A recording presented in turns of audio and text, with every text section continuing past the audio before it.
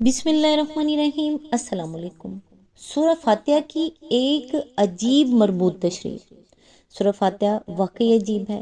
یہ سورت انسان کو مٹی سے اٹھا کر عرش کے نیچے لا کھڑا کرتی ہے۔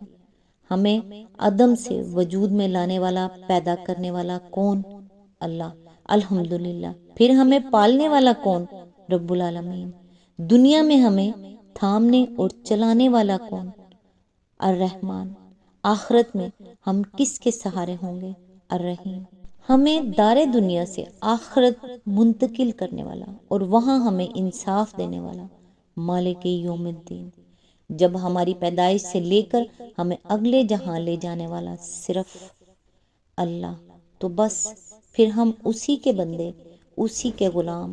ایاک نعبد، جب غلامی اس کی اختیار کی تو اب مدد کے لیے بھی صرف اسی کے سامنے جھکیں۔ وَإِيَّاكَ نَسْتَعِينُ، مانگو کیا مانگتے ہو؟ یا اللہ، آپ سے آپ ہی کو مانگتے ہیں، وہ راستہ جو سیدھا آپ تک پہنچا دے۔ اہدنا الصراط المستقیم، اور ہمیں انعام یافتہ افراد میں شامل کرا دے۔ صراط الذین انعمت علیہم، اور ہمیں گمراہی اور آپ کے غضب سے بچا دے۔ غیر المغضوب علیہم ولا الضالین، آمین یا رب العالمین۔ آج انشاءاللہ سورۃ تحریم کی آیت نمبر 2 سے سٹارٹ کریں گے۔ اس کا ترجمہ اور تفسیر تفہیم القرآن سے بیان کروں گی جو اہل سنت جماعت کے لیے ہے۔ اعوذ باللہ من الشیطان الرجیم، بسم اللہ الرحمن الرحیم۔ اللہ نے تم لوگوں کے لیے اپنی قسموں کی پابندی سے نکلنے کا طریقہ مقرر کر دیا ہے۔ اللہ تمہارا مولا ہے اور وہی علیم و حکیم ہے۔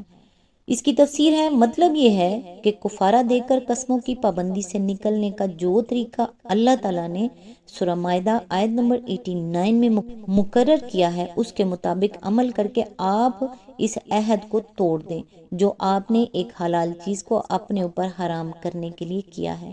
یہاں ایک اہم فقہی سوال پیدا ہوتا ہے، اور وہ یہ ہے کہ آیا یہ حکم اس صورت کے لیے ہے جبکہ آدمی نے قسم کھا کر حلال کو حرام کر لیا ہو، یا بجائے خود تحریم ہی قسم کی ہم معنی ہے، خواہ قسم کے الفاظ استعمال کیے گئے ہوں یا نہ کیے گئے ہوں۔ اس سلسلے میں فقہا کے درمیان اختلاف ہے۔ ایک گروہ کہتا ہے کہ محض تحریم قسم نہیں ہے، اگر آدمی نے کسی چیز کو، خواہ وہ بیوی ہو یا کوئی دوسری حلال چیز، قسم کھائے بغیر اپنے اوپر حرام کر لیا ہو تو یہ ایک لغو بات ہے جس سے کوئی کفارہ لازم نہیں آتا، بلکہ آدمی کفارے کے بغیر ہی وہ چیز استعمال کر سکتا ہے جسے اس نے حرام کیا ہے۔ یہ رائے مسروق، شیبی، ربیہ اور ابو سلمہ کی ہے، اور اسی کو ابن جریر اور تمام ظاہریوں نے اختیار کیا ہے۔ ان کے نزدیک تحریم صرف اس صورت میں قسم ہے جب کہ کسی چیز کو اپنے اوپر حرام کرتے ہوئے قسم کے الفاظ استعمال کیے جائیں۔ اس سلسلے میں ان کا استدلال یہ ہے کہ رسول اللہ صلی اللہ علیہ وآلہ وسلم نے چونکہ حلال چیز کو اپنے لیے حرام کرنے کے ساتھ قسم بھی کھائی تھی، جیسا کہ متعدد روایات میں بیان ہوا ہے، اس لیے اللہ تعالیٰ نے حضور صلی اللہ علیہ وآلہ وسلم سے فرمایا کہ ہم نے قسموں کی پابندی سے نکلنے کا جو طریقہ مقرر کر دیا ہے اس پر آپ عمل کریں۔ دوسرا گروہ کہتا ہے کہ قسم کے الفاظ استعمال کیے بغیر کسی چیز کو حرام کر لینا بجائے خود قسم تو نہیں ہے، مگر بیوی کا معاملہ اس سے مستثنا ہے۔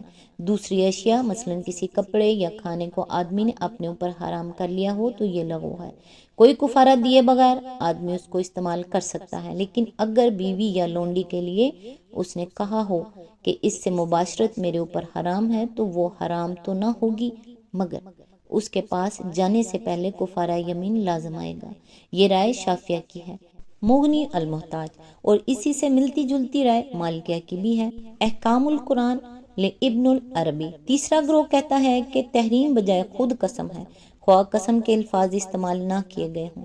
یہ رائے حضرت ابو بکر صدیق، حضرت عائشہ، حضرت عمر، حضرت عبداللہ بن مسعود، حضرت عبداللہ بن عمر، حضرت زید بن ثابت اور حضرت عبداللہ بن عباس کی ہے، اگرچہ ابن عباس سے ایک دوسری رائے بخاری میں یہ نقل ہوئی ہے کہ اگر آدمی نے اپنی بیوی کو حرام کیا ہو تو یہ کچھ نہیں ہے مگر اس کی توجیہ یہ کی گئی ہے کہ ان کے نزدیک یہ طلاق نہیں بلکہ قسم ہے اور اس پر کفارہ ہے، کیونکہ بخاری، مسلم اور ابن ماجہ میں ابن عباس کا یہ قول نقل ہوا ہے کہ حرام قرار دینے کی صورت میں کفارہ ہے، اور نسائی میں روایت ہے کہ ابن عباس سے جب یہ مسئلہ پوچھا گیا تو انہوں نے کہا وہ تیرے اوپر حرام تو نہیں ہے مگر تجھ پر کفارہ لازم ہے، اور ابن جریر کی روایت میں ابن عباس کے الفاظ یہ ہیں، اگر لوگوں نے اپنے اوپر کسی چیز کو حرام کیا ہو جسے اللہ نے حلال کیا ہے تو ان پر لازم ہے کہ اپنی قسموں کا کفارہ ادا کریں۔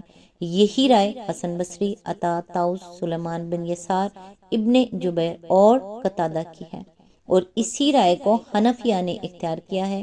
امام ابو بکر جساس کہتے ہیں کہ آیت لما تحریما ما احل اللہ لک کے ظاہری الفاظ اس بات پر دلالت نہیں کرتے کہ رسول اللہ صلی اللہ علیہ وآلہ وسلم نے تحریم کے ساتھ ساتھ قسم بھی کھائی تھی، اس لیے یہ ماننا پڑے گا کہ تحریم ہی قسم ہے، کیونکہ اس کے بعد اللہ تعالیٰ نے اسی تحریم کے معاملے میں قسم کا کفارہ واجب فرمایا۔ آگے چل کر پھر کہتے ہیں ہمارے اصحاب یعنی حنفیہ نے تحریم کو اس صورت میں قسم قرار دیا ہے جبکہ اس کے ساتھ طلاق کی نیت نہ ہو۔ اگر کسی شخص نے بیوی کو حرام کہا تو گویا اس نے یہ کہا کہ خدا کی قسم میں تیرے قریب نہیں آؤں گا، اس لیے وہ ایلا کا مرتکب ہوا، اور اگر اس نے کسی کھانے پینے کی چیز وغیرہ کو اپنے لیے حرام قرار دیا تو گویا اس نے یہ کہا کہ خدا کی قسم میں وہ چیز استعمال نہ کروں گا، کیونکہ اللہ تعالیٰ نے پہلے یہ فرمایا کہ آپ اس چیز کو کیوں حرام کرتے ہیں جسے اللہ نے آپ کے لیے حلال کیا ہے، اور پھر فرمایا کہ اللہ نے تم لوگوں کے لیے قسموں کی پابندی سے نکلنے کا طریقہ مقرر کر دیا ہے۔ اس طرح اللہ تعالیٰ نے تحریم کو قسم قرار دیا، اور تحریم کا لفظ اپنے مفہوم اور حکم شرعی میں قسم کا ہم معنی ہو گیا۔ اس مقام پر فائدہ عام کے لیے یہ بتا دینا بھی مناسب معلوم ہوتا ہے کہ بیوی کو اپنے اوپر حرام کرنے اور بیوی کے سوا دوسری چیزوں کو حرام کر لینے کے معاملے میں فقہا کے نزدیک شرعی حکم کیا ہے۔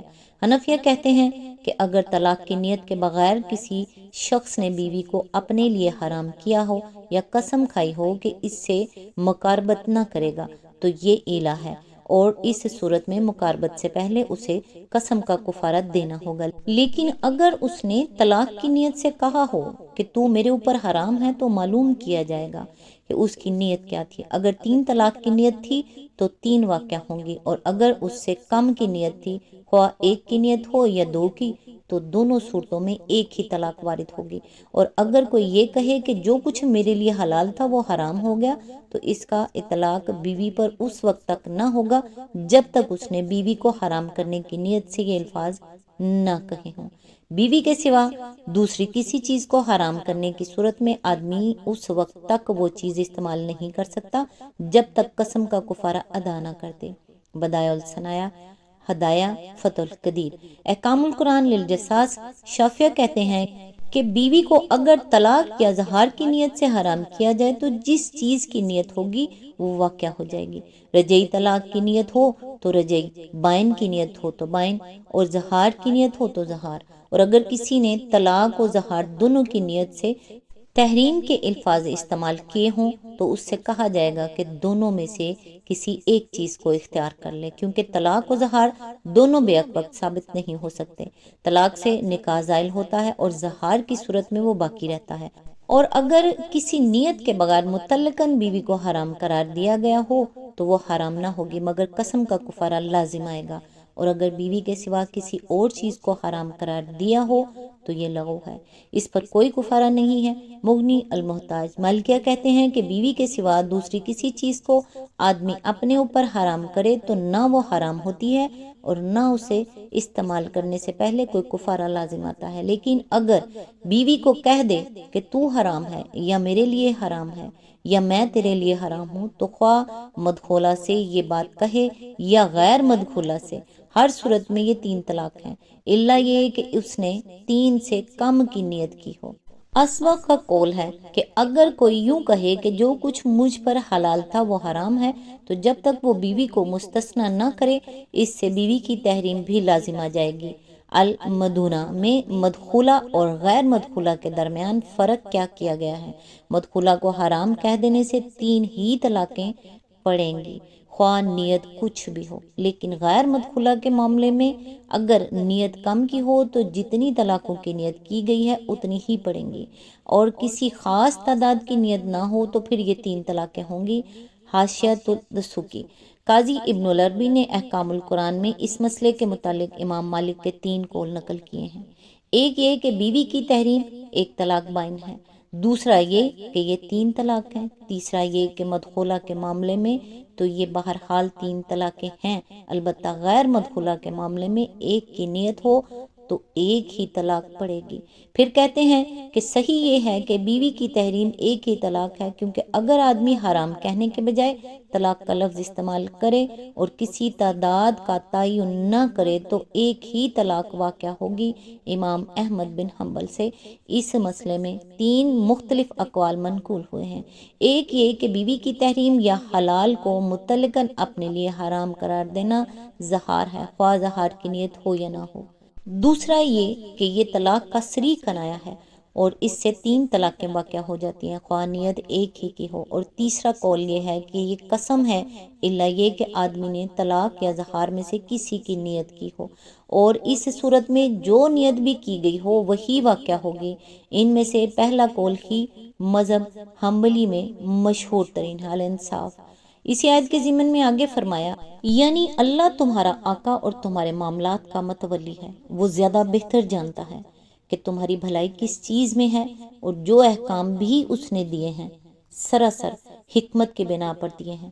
پہلی بات ارشاد فرمانے کا مطلب یہ ہے کہ تم خود مختار نہیں ہو بلکہ اللہ کے بندے ہو اور وہ تمہارا آقا ہے، اس لیے اس کے مقرر کیے ہوئے طریقوں میں رد و بدل کرنے کا اختیار تم میں سے کسی کو حاصل نہیں ہے۔ تمہارے لیے حق یہی ہے کہ اپنے معاملات اس کے حوالے کر کے بس اس کی اطاعت کرتے رہو۔ دوسری بات ارشاد فرمانے سے یہ حقیقت ذہن نشین کرائی گئی ہے کہ اللہ نے جو طریقے اور قوانین مقرر کیے ہیں وہ سب علم و حکمت پر مبنی ہیں۔ جس چیز کو حلال کیا ہے علم و حکمت کی بنا پر حلال کیا ہے، اور جسے حرام قرار دیا ہے اسے بھی علم و حکمت کی بنا پر حرام قرار دیا ہے۔ یہ کوئی الل ٹپ کام نہیں ہے کہ جسے چاہا حلال کر دیا اور جسے چاہا حرام ٹھہرا دیا۔